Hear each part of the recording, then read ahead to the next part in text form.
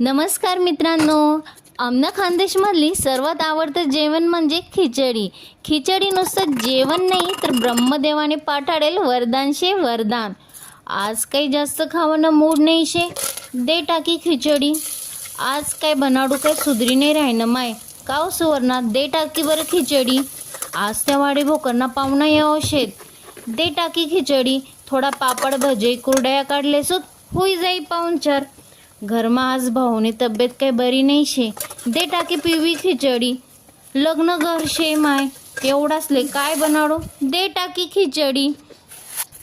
आज खूपच कटाया उन्हा माय जेवण बनाडाना, देस टाकीसन खिचडी. प्रवासले थोडीशी ले बांधी खिचडी. सकाळले ते नाश्ताले तर गरम करीसन बाशी खिचडी काय लागस एक नंबर. तर ही खानदेशनी खिचडी तुम्हाला कशी वाटणे तर कमेंट्समा नक्की टाका आणि लाईक